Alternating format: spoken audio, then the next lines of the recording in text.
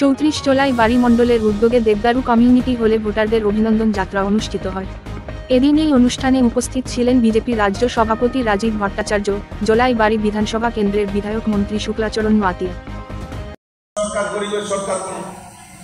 গরিবদের জন্য কোনো পরিকল্পনা নেওয়া যাবে না। আপনারা চিন্তা করে দেখুন, যে গরিবের সরকার সিপিএমরা বলতো গরিবদেরকে সামাজিক ভাতা কত দিত, মাত্র 500 টাকা দিত। তারপর আন্দোলন করেছেন সিপিএমরাই, দিতে হবে সামাজিক ভাতা বৃদ্ধি করতে হবে। ঠিক আছে, ভাতা বাড়িয়ে দিয়েছেন, মানিক সরকার ভাতা বাড়িয়েছেন কত, 200 টাকা, 500 টাকা 200 টাকা, 700 টাকা ভাতা ছিল। মনে পড়েছে তো আপনাদের? বিজেপি সরকার কি বলেছিল? বিজেপি সরকার আসলে সামাজিক ভাতা 2000 টাকা করে করা হবে। কোন আন্দোলন করতে হয়েছে?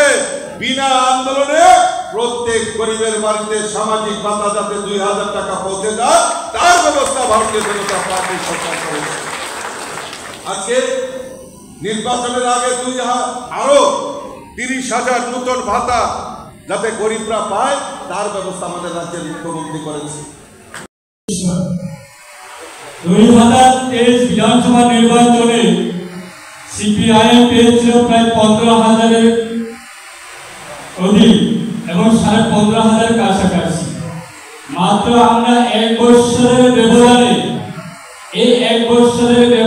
আমাদের দেশের প্রধানমন্ত্রী আশীর্বাদে এবং আমাদের রাজ্যের মাননীয় মুখ্যমন্ত্রী প্রফেসর ডক্টর মানিক সাহা মহোদয়ের নেতৃত্বে এবং আমাদের প্রদেশ কমিটি ভারতীয় জনতা পার্টির সম্মানিত সভাপতির নেতৃত্বে আমরা মানুষের কাছে আমাদের রাজ্য সরকারের বিভিন্ন প্রকল্প এবং কেন্দ্রীয় সরকারের বিভিন্ন প্রকল্পগুলি আমরা মানুষের দুয়ারে পৌঁছে দেওয়ার জন্য মাত্র 1 বছরের মধ্যে সিপিএম প্রায় 15,500 ভোটারকে আমরা পিছিয়ে প্রায় 9,500 ভোট তাদেরকে আমরা এই লোকসভা নির্বাচনে তাদের পক্ষ থেকে আমরা পাঠিয়ে দিয়েছি।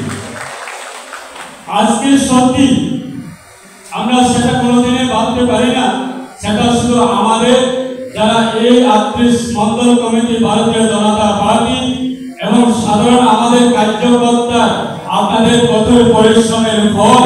সেটা আমরা প্রায় 29,432 ভোট আমরা দেশের প্রধানমন্ত্রীর পক্ষে আমরা 8 জুলাই বিধানসভা কেন্দ্রের সাধারণ ভোট আমরা দেশের প্রধানমন্ত্রীর পক্ষে রায় দিতে পেরেছি।